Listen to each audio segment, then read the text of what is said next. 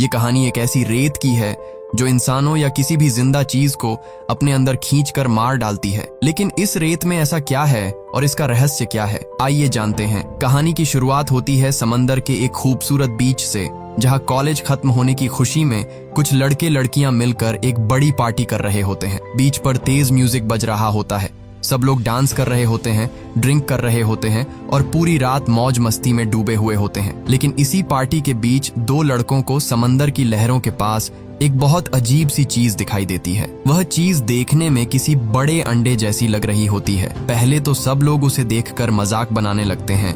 इसी मजाक में वे लोग उस अंडे जैसी चीज को थोड़ा सा तोड़ देते हैं।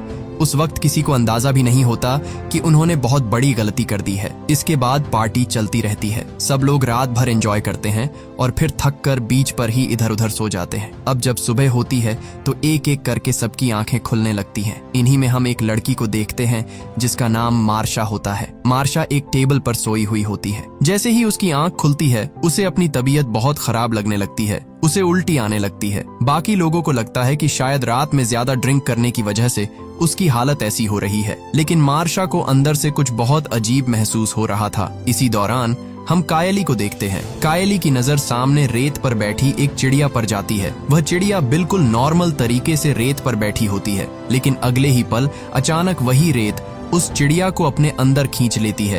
ये देखकर कायली के होश उड़ जाते हैं। उसे समझ ही नहीं आता कि अभी उसकी आंखों के सामने क्या हुआ। तभी कायली की नजर मार्शा पर जाती है, जो टेबल से नीचे उतरने वाली होती है। कायली तुरंत चिल्लाकर उससे कहती है कि मार्शा, अपना पैर रेत पर मत रखना, क्योंकि उस रेत में कुछ है। लेकिन इससे पहले कि मार्शा कायली की बात सुन पाती, वह अपना पैर नीचे रेत पर रख चुकी होती है। जैसे ही उसका पैर रेत को टच करता है, उसका पैर धीरे धीरे अंदर ढंसने लगता है। मार्शा घबराकर अपना पैर बाहर निकालने की कोशिश करती है, लेकिन जितना वह खुद को छुड़ाने की कोशिश करती है उतनी ही ज्यादा वह रेत में फंसती जाती है। इसी कोशिश में उसका हाथ भी रेत पर चला जाता है। अब मार्शा बुरी तरह डर जाती है और जोर जोर से चिल्लाने लगती है। उसके बाकी दोस्त यह सब अपनी आंखों से देख रहे होते हैं, लेकिन कोई भी उसकी मदद के लिए नीचे नहीं आ पा रहा था, क्योंकि अब सबको समझ आ चुका था कि इस रेत में कुछ बहुत गलत है। तभी कार में बैठा उसका एक दोस्त उसे बचाने के लिए बाहर निकलता है। वह जैसे ही रेत पर पैर रखता है, तुरंत मुंह के बल नीचे गिर जाता है।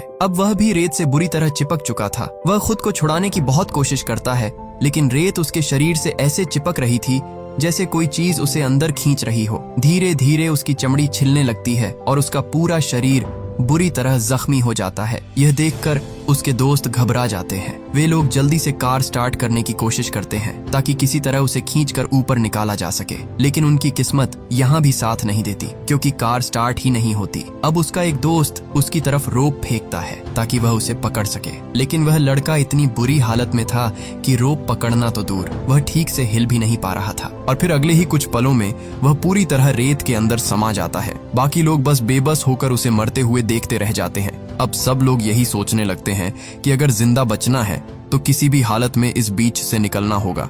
अब जुनाह फिर से कार स्टार्ट करने की कोशिश करता है। वह बार बार इग्निशन घुमाता है, लेकिन कार किसी भी हालत में स्टार्ट नहीं हो रही थी। अब सबकी टेंशन और ज्यादा बढ़ जाती है, क्योंकि कार ही उनके बचने का सबसे आसान रास्ता थी। इसी दौरान हम गिलबर्ट को देखते हैं। गिलबर्ट एक मोटा लड़का होता है जो पास में पड़े एक ड्रम के अंदर फंसा हुआ था। वह पूरी रात उसी ड्रम के अंदर सोया हुआ था, इसलिए उसे अभी तक ठीक से पता भी नहीं था कि बीच पर क्या हो चुका है। अब गिलबर्ट उस ड्रम के अंदर हिलने डुलने लगता है। तभी उसके दोस्त उसे चिल्लाकर कहते हैं कि बिल्कुल मत हिलो, अगर तुम नीचे गिर गए तो रेत तुम्हें भी अपने अंदर खींच लेगी। लेकिन गिलबर्ट को लगता है कि ये सब लोग उसके साथ मजाक कर रहे हैं। वह कहता है कि तुम लोग मेरी फिरकी ले रहे हो क्या, क्योंकि उसने अपनी आंखों से किसी को मरते हुए नहीं देखा था, इसलिए वह बार बार हिल रहा था। तभी उसका एक दोस्त उससे झूठ बोलता है कि चिंता मत करो, हमने मदद के लिए कॉल कर दिया है, अगले 2 घंटों में कोई ना कोई हमें बचाने आ जाएगा, बस तुम शांत रहो और नीचे गिरने की कोशिश मत करना। यह सुनकर गिलबर्ट थोड़ा शांत हो जाता है, लेकिन असल में यह बात झूठ थी। कोई मदद नहीं आने वाली थी। वे सभी लोग इस सुनसान बीच पर बुरी तरह फंस चुके थे। अब मार्शा की एक दोस्त सोचते हुए कहती है कि कल रात हमने इसी बीच पर पार्टी की थी, तब इस रेत ने हमारा कुछ क्यों नहीं बिगाड़ा। और यहाँ इतने सारे लोग थे, बाकी सब लोग आखिर कहाँ गए? तभी उन सबको धीरे धीरे एक डरावनी बात समझ आने लगती है। शायद जो लोग सीधे रेत पर सो गए थे वे सभी रात में ही रेत के अंदर जा चुके थे, और ये लोग सिर्फ इसलिए बच गए क्योंकि ये रेत के ऊपर नहीं बल्कि किसी न किसी चीज पर सो रहे थे। अब गिलबर्ट फिर से चिल्लाने लगता है। वह कहता है कि सूरज की गर्मी से मेरी हालत खराब हो रही है, मैं जल रहा हूँ। तभी उसका दोस्त उसकी तरफ सनस्क्रीन फेंकता है। गिलबर्ट सनस्क्रीन लगाता है और उसे थोड़ी राहत मिलती है, लेकिन तभी सभी लोगों की नजर उसी अजीब चीज पर जाती है जो उन्हें रात में समंदर के पास मिली थी। वही चीज जिसे उन्होंने मजाक मजाक में तोड़ दिया था। रात के अंधेरे में उन्हें समझ नहीं आया था कि वह चीज आखिर है क्या, लेकिन अब सुबह की रोशनी में जब वे उसे ध्यान से देखते हैं तो उनके होश उड़ जाते हैं। वह कोई पत्थर या समुद्री कचरा नहीं था, वह असल में एक अंडा था। यानी अब सबको समझ आने लगता है कि उस अंडे के अंदर जो भी चीज थी वह बाहर आ चुकी है, और हो सकता है कि वही चीज अब इस रेत के अंदर फैल चुकी हो। अब जोनाह को भी समझ आ जाता है कि ऐसे बैठे रहने से कुछ नहीं होगा, इसीलिए जोनाह वहां पड़ा एक स्केटबोर्ड उठाता है और उस पर पैर रखकर टेबल तक जाने की कोशिश करता है। वह धीरे धीरे स्केटबोर्ड के सहारे आगे बढ़ता है, लेकिन जैसे ही वह टेबल के पास पहुंचता है उसका बोर्ड फिसलने लगता है और उसका बैलेंस पूरी तरह बिगड़ जाता है। तभी अचानक रेत के अंदर से कोई अजीब सी चीज बाहर आती है और जोनाह के पेट को टच कर देती है। जोनाह डर तो जाता है लेकिन हिम्मत नहीं हारता। वह किसी तरह खुद को संभालता है और जल्दी से टेबल के ऊपर चढ़ जाता है। उस टेबल पर एक बैग रखा होता है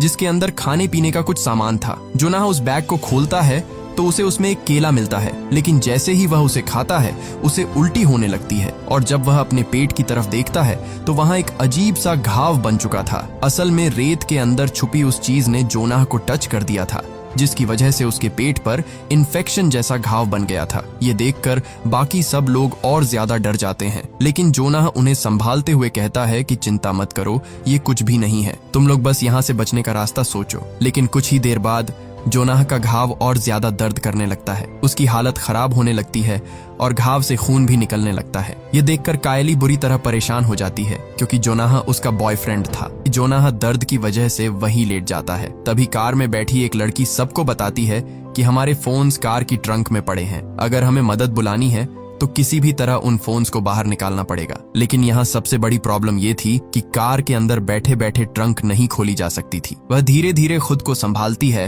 और ट्रंक तक पहुंचने की कोशिश करती है, लेकिन काफी कोशिश करने के बाद भी ट्रंक नहीं खुलती। अब कायली उसकी तरफ एक रॉड बढ़ाती है और कहती है कि इससे ट्राई करो। आखिरकार वह लड़की रॉड की मदद से ट्रंक खोलने में कामयाब हो जाती है, लेकिन तभी दूर से उन्हें एक गाड़ी आती हुई दिखाई देती है। वह बीच का सुपरवाइजर होता है। उसे देखकर सबको थोड़ी उम्मीद होने लगती है कि शायद अब कोई उन्हें बचा लेगा, और तभी ट्रंक खोलने वाली लड़की की उंगलियां उसी ट्रंक में फंस जाती हैं। अगले ही पल ट्रंक बंद हो जाती है और वह दर्द से जोर जोर से चीखने लगती है। अब सुपरवाइजर उनके पास आता है। वह पहले तो उन्हें देखकर ताना मारता है कि तुम लोगों की जनरेशन शराब पीने के बाद ऐसे ही उल्टे सीधे काम करती है, लेकिन वे सभी उसे बताते हैं कि हम मजाक नहीं कर रहे, हम सच में बहुत बड़ी मुसीबत में फंसे हुए हैं। सुपरवाइजर अपनी गाड़ी उनकी तरफ लाता है और नीचे उतरने लगता है। तभी सब लोग एक साथ चिल्लाते हैं कि रेत पर पैर मत रखना, लेकिन जैसे ही सुपरवाइजर रेत पर पैर रखता है उसे कुछ नहीं होता। ये देखकर सब लोग हैरान रह जाते हैं। सबसे पहले सुपरवाइजर जोनाह के पास जाता है। वह जोनाह के पेट का घाव देखकर चौंक जाता है। इसके बाद वह गिलबर्ट को ड्रम से बाहर निकालने की कोशिश करता है, लेकिन गिलबर्ट इतना भारी था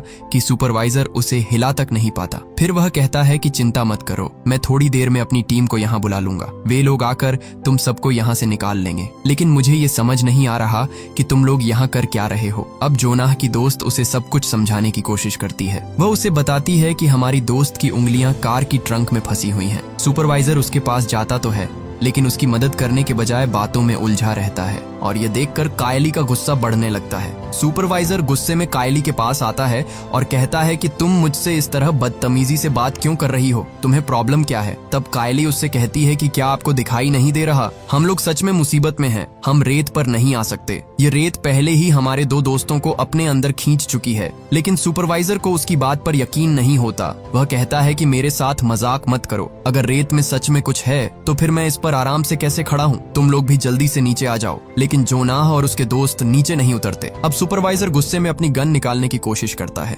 लेकिन तभी गलती से उसकी चाबियां रेत पर गिर जाती हैं। सभी लोग उसे रोकते हैं और कहते हैं कि चाबियां मत उठाना, लेकिन सुपरवाइजर किसी की बात नहीं सुनता। वह जैसे ही अपनी चाबियां उठाने के लिए रेत पर हाथ रखता है तभी रेत उसे पकड़ लेती है। अब पहली बार सुपरवाइजर को भी समझ आ जाता है कि ये लोग झूठ नहीं बोल रहे थे। वह घबराकर अपने पास रखा पेपर स्प्रे निकालता है और रेत पर स्प्रे करने लगता है, लेकिन उसका कोई फायदा नहीं होता क्योंकि रेत के अंदर छुपा हुआ वह जीव उसके हाथ पर हमला कर देता है। देखते ही देखते उसका आधा हाथ बुरी तरह जख्मी हो जाता है और वहां से बहुत ज्यादा खून निकलने लगता है। यह देखकर सभी लोग डर के मारे चीखने लगते हैं। इसी बीच कायली दूर से ही उसका पेपर स्प्रे उठा लेती है। उसे लगता है कि शायद आगे जाकर यह स्प्रे उस जीव से बचने में काम आ सकता है, लेकिन तभी सुपरवाइजर का बैलेंस बिगड़ जाता है और वह पूरी तरह रेत पर गिर जाता है। अब रेत उसे अंदर खींचने लगती है। वह खुद को बचाने की बहुत कोशिश करता है, लेकिन कुछ ही पलों में वह भी पूरी तरह रेत के अंदर समा जाता है। अब सब लोग फिर से सदमे में आ जाते हैं क्योंकि उनकी आखिरी उम्मीद भी उनकी आंखों के सामने मारी जा चुकी थी।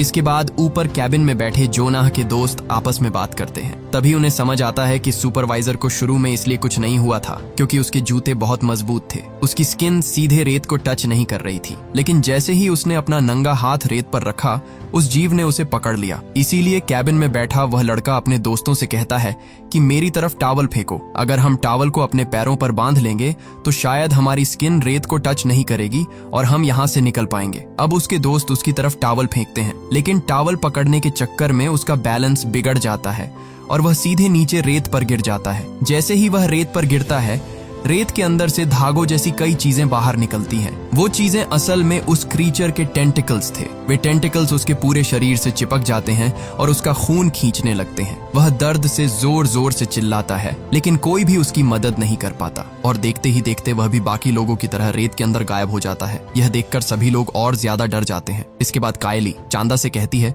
कि कैबिन की ग्रिल को सीधा पकड़ कर रखो। कायली एक और ग्रिल लगाती है और फिर उसी के सहारे ऊपर कैबिन से कूदकर कार तक पहुंच जाती है। जैसे ही कायली कार में आती है, वह गुस्से में चांदा को थप्पड़ मार देती है क्योंकि इस बीच पर पार्टी करने का प्लान चांदा का ही था। अब दोनों मिलकर उस लड़की की मदद करने लगती है जिसकी उंगलियां कार की ट्रंक में फंसी हुई थीं। काफी कोशिशों के बाद वे उसकी उंगलियां ट्रंक से बाहर निकाल लेते हैं। इसके बाद वे उसके हाथ पर टॉवल बांध देती हैं ताकि खून ज्यादा न बहे। तभी दूसरी तरफ हम गिलबर्ट को देखते हैं। गिलबर्ट अभी भी उसी ड्रम के अंदर फंसा हुआ था। अब उसके शरीर से खून भी निकलने लगता है और जैसे ही उसका खून नीचे रेत पर गिरता है, रेत के अंदर से फिर से टेंटिकल्स बाहर आने लगते हैं। यानी उस क्रीचर को अब पता चल चुका था कि यहाँ एक और इंसान मौजूद है। दूसरी तरफ कायली और चांदा कैबिन की ग्रिल्स को जोड़कर टेबल तक जाने का रास्ता बना लेती है। अब चांदा उसी रास्ते से जोनाह के पास पहुंचती है। तभी कार की ट्रंक में फंसी हुई लड़की कायली से कहती है